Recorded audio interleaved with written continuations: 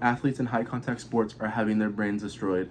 It is important to inform people on the effects of CTE, and it is extremely important to know this due to the rise of high contact sports in our country through American football and mixed martial arts. But first, to fully understand the effects of CTE, we must first know what CTE is.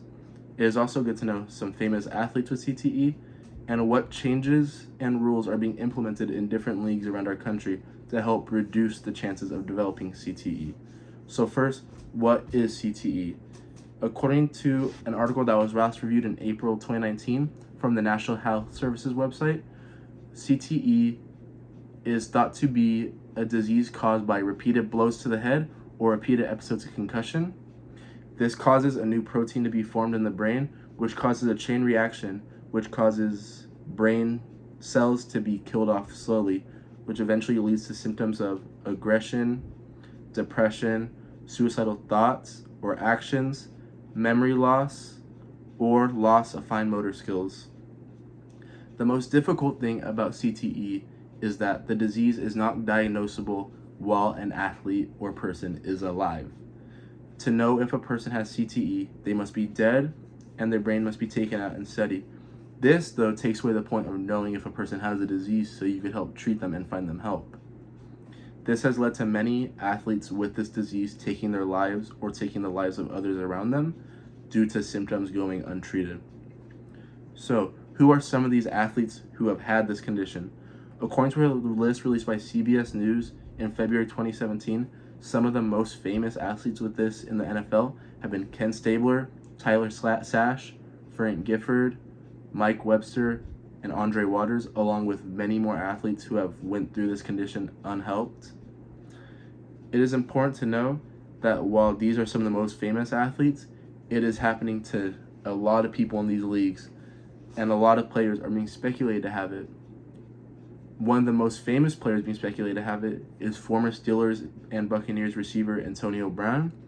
He is believed to have this disease due to his many aggressive and foolish outbursts that have led to him doing actions that have not been explainable by a normal person's thought process. But while we have had our problems with CT, it is also extremely important to know the rules and changes that these leagues are taking action with. According to an article from the National Football League's official website that was released in August of 2010, they have reworded the rules to prohibit a player from launching himself off the ground and using his helmet to strike a player in a defenseless position. This rule used to only apply to skilled positions, so quarterbacks, running backs, receivers, but it is now being applied to all positions, such as offensive linemen, defensive linemen, linebackers, safeties, tight ends, and this is an extremely important rule change. It should be common sense for all players to be protected while playing these sports, no matter what it is. And these rules are extremely important because as we have more youth coming into these sports like American football and mixed martial arts, they are going to be exposed to these repeated blows to the head, and is going to cause this condition to become a lot more common in a lot more young people, and that will cause a lot more deaths, whether it be of that person or people around them due to these symptoms going untreated.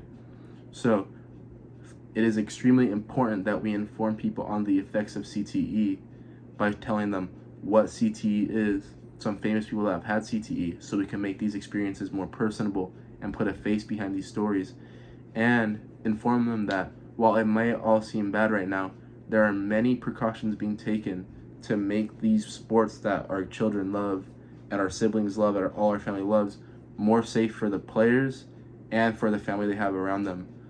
But it is also extremely important that with so many athletes' brains being destroyed,